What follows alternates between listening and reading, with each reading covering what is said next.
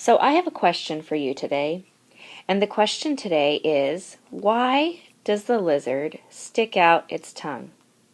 So go ahead and turn to the person next to you and talk about that question for a few seconds. Why does the lizard stick out its tongue?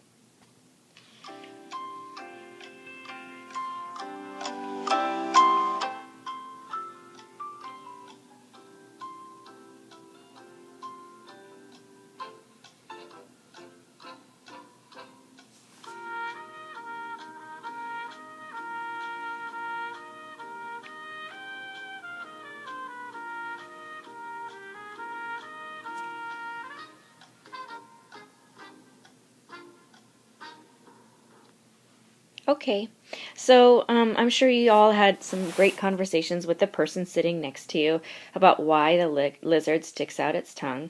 But I also wanted to share with you a quote from a man named William Shatner, and I wanted to share with you what he said about why the lizard sticks out its tongue. So let me go ahead and pull that out for you. Here's what William Shatner said about why the lizard sticks out its tongue. And he said, the lizard sticks out its tongue because that's the way it's listening and looking and tasting its environment. It's its means of appreciating what's in front of it, by William Shatner. So actually go ahead and turn to the person sitting next to you again and talk about what that quote means, but actually more than that, see if you can find one key word, the main word that really, really sums up that quote that's inside that quote. Okay, go ahead and do that right now.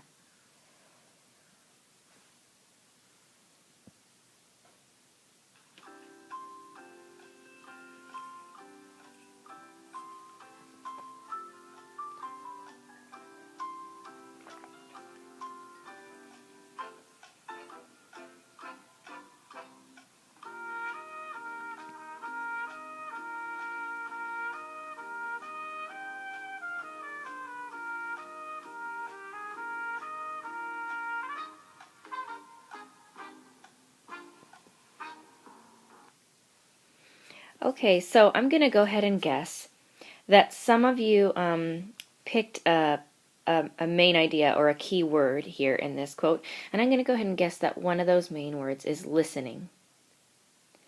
And I'm going to make another guess. I'm going to guess that some of you may have even chosen the word appreciating. Now, I'm sure some of you chose other words as well, but actually we are going to focus on these two words, and the word that we're going to focus on the most right now actually is this word, listening. So we're going to talk about listening today. So, at this point, some of you are probably wondering why teachers always talk about listening. Why is it that teachers are always reminding their students to be good listeners? Well, I wanted to show you a graph right now that pretty much tells you or shows you why teachers talk about listening so much. And here's the graph right here. And this shows how much time every day you spend communicating. That means, I don't know, expressing yourself with someone else in some way.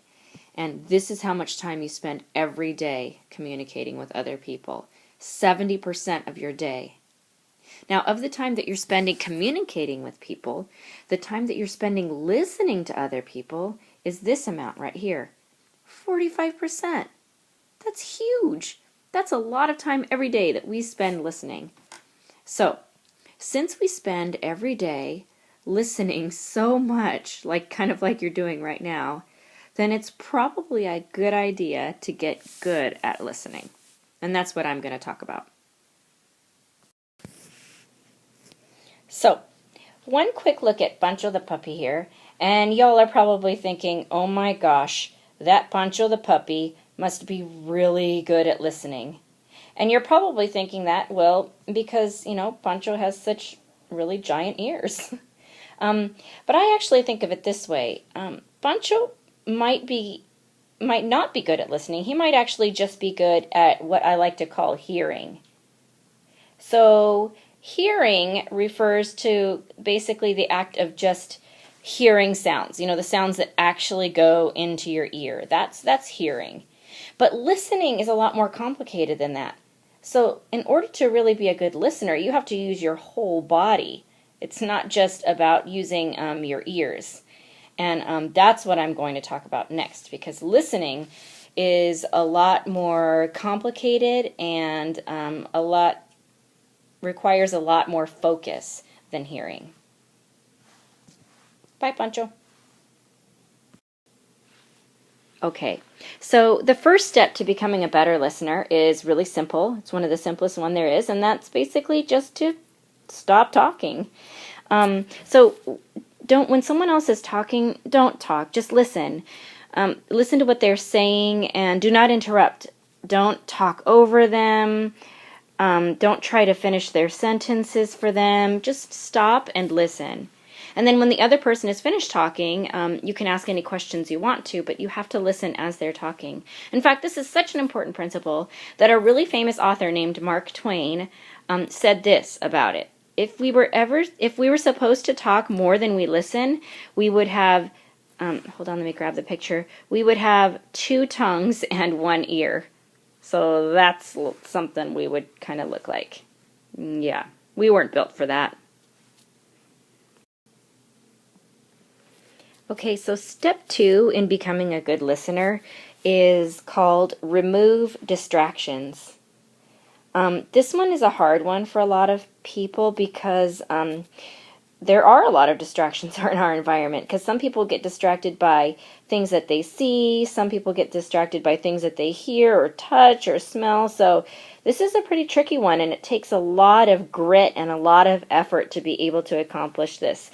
But I know you can if you just practice it. So removing distractions just basically means to focus on what is being said by the speaker. Don't doodle, don't shuffle papers around, don't stare out the window, don't pick your fingernails or your anything else, and just avoid distraction as much as you possibly can. And distraction can look different to lots of different kind of people, so you have to kind of figure out first what distracts you. If it's your buddy, then don't sit with your buddy when you're trying to be listening. If it's sounds, then do your best to move yourself away from sounds. If it's sights, then move away yourself from shiny things. So you just kind of have to learn what distracts you and avoid those things. So distraction, it's a tough one, but you can do it. Okay, and my final step to becoming a really good listener is to remember nonverbal communication. So before I tell you what this is, please turn to the person next to you and talk about what you think nonverbal communication is. Okay, go.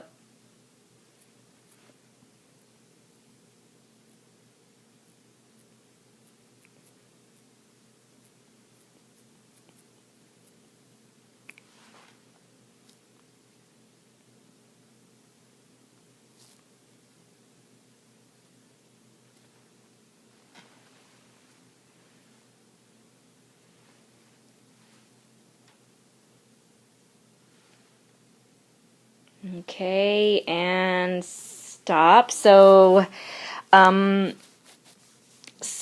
if you turn to a partner right now when we're talking about nonverbal communication, I hope that one of you mentioned something about how that just basically means that you communicate not just with your words, but with the way that your body looks and moves. And so when someone is speaking to you, they're using nonverbal communication. Maybe they don't realize they are, but they are. The way that they look, the expression on their face, all of that is nonverbal communication.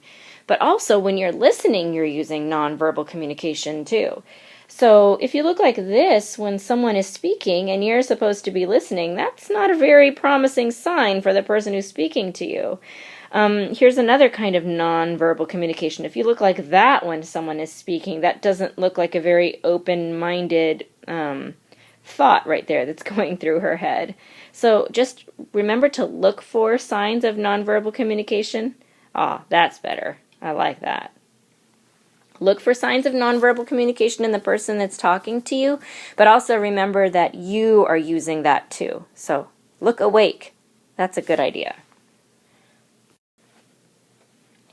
Okay, so do you remember how I said that hearing is a different process from listening? Because With hearing, you're just using your ears, and it's the act of actually having sounds enter through your ears. Whereas listening, you have to use your whole body for it, so it's more complex. Well, I really like this poster here because it really shows what I mean about using your whole body to listen. So if you take a look at these eyeballs right here, it tells you how to listen with your eyes. So eyes should be looking at the person talking to you. Okay? And then to use your ears, you have to have both of your ears ready to hear the person that's speaking with you. Now, your mouth, we talked about this a little bit, should be quiet. So there should be no talking, no humming, no making extra sounds when someone is listening. And then your hands should be somewhere where they're not going to be making some cool drum beat or something like that. So wherever you need to place them, where they're going to stay quiet too and focused. And then same with your feet. Your feet are kind of like your hands too. They're great noise makers when noise is required, but not so much when you're supposed to be listening. Your body should be facing the speaker. That makes sense, because if your body is facing the speaker, then your face is facing the speaker, and then they can make eye contact with you. And then your brain. Your brain is part of your body too, so your brain should be thinking about what the person is saying. And this last one's probably my favorite, because this one's what our school is all about, basically. It's about using your heart when you're listening, so about caring about what the other person is saying, and empathizing with them, and trying to see things from their point of view, and all of that. So if we could get all of these tips down, if we could become expert at all of these, then we've got it made as far as listening goes. And then the rest of our year will be amazing, because we'll all be experts at listening. And then after that, we just have to work at being experts at speaking. But that's for another day. Okay. Bye.